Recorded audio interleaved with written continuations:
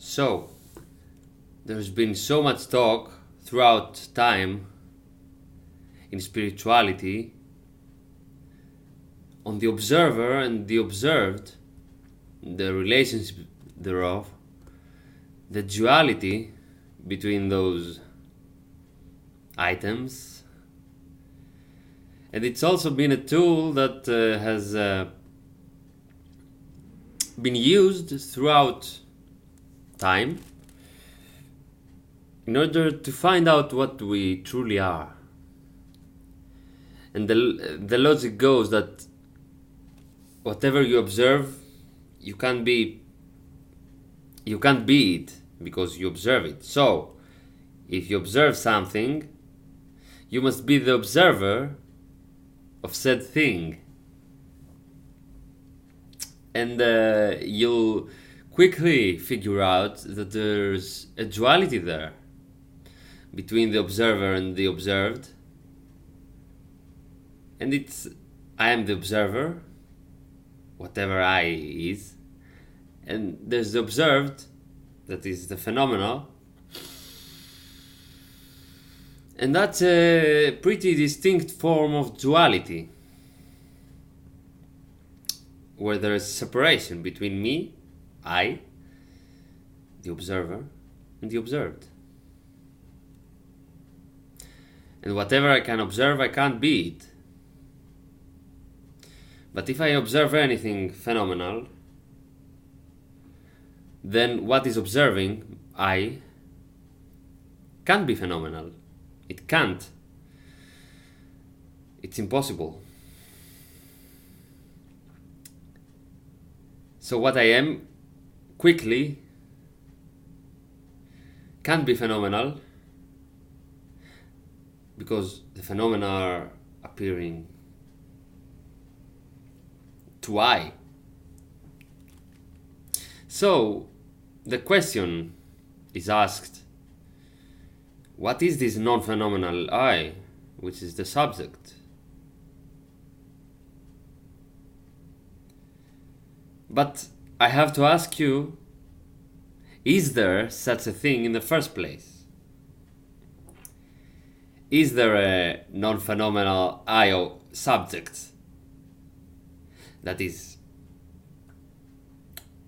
in its turn observing the objects? So if there is such a thing, we can't observe it.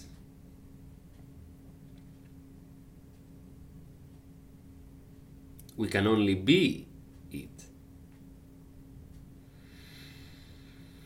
And it certainly is what everyone these days in spirituality calls a screen, which is the substratum of all experience. Direct path teachers and Advaita teachers are certainly guilty of this analogy. The thing is that screen, as an analogy, is still an object that can be seen. Because when you go to a cinema, if the screen isn't playing anything, you can still see the screen, the blank screen. But in this analogy, I am the screen itself.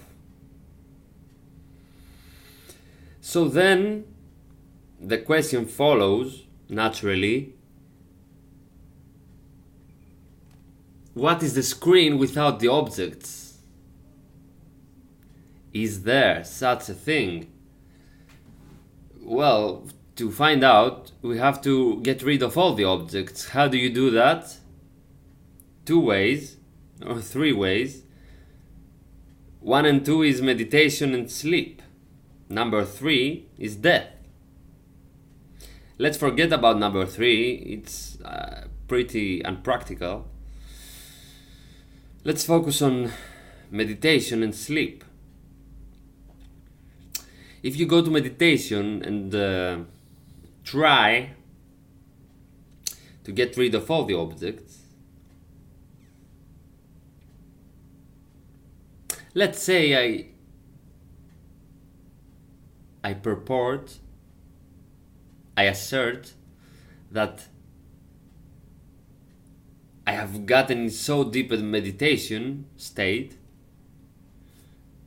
that I have got rid of all the objects.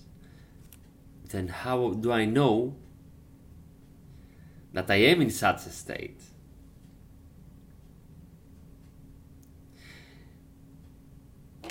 Do I know that I am in such a state where there are no objects perceived? Where there is pure consciousness? Is there such a state? How do I know there is such a state?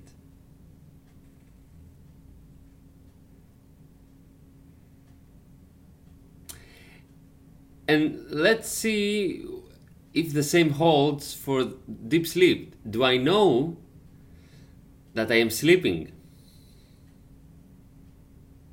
If I know that I'm sleeping, then I'm either lucid dreaming or not sleeping at all in some capacity. I'm half sleeping. I'm napping. My sleep is light, but if I do sleep deeply, I never know about it.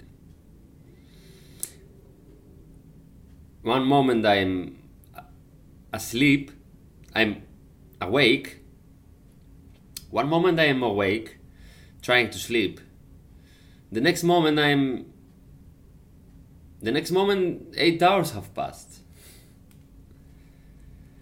So, the reasoning for many spiritual people, and certainly people that are getting paid to say this, is that, and people that build ashrams anyway, is that you know that you were sleeping because you say that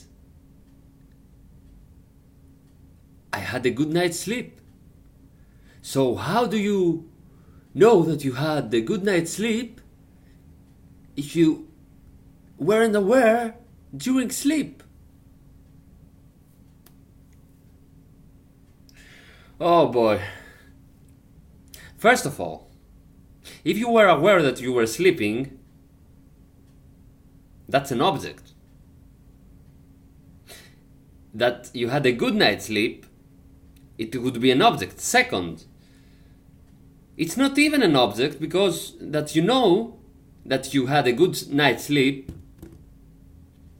is a feeling that you're having while awake.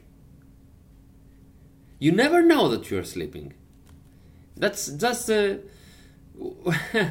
what a stupid argument. Let me just say. You never know that you're sleeping, and if you know that you had a good night's sleep, check it out with your experience. It's because you're now feeling good, awake, and that's an objective experience. So, can we say that there is an observer observing the observed? Let me just point to you at the fact that we are talking about a three-dimensional relationship there. That's called duality. It's a deeply dual understanding of the world to say that there is a pure observer consciousness observing the object, where in fact we could never know anything about an observer. It's only a leap of logic that we say there must be a screen to observe experiences, where in fact all we are aware of is experiences. Just check out your experience. Have you ever seen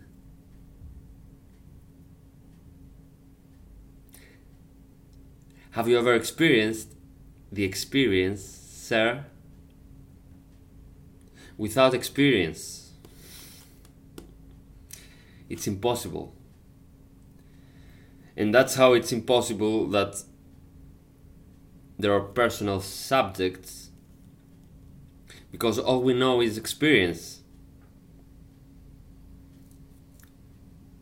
If you take it it's the final say. It's that there is only experience, and you can have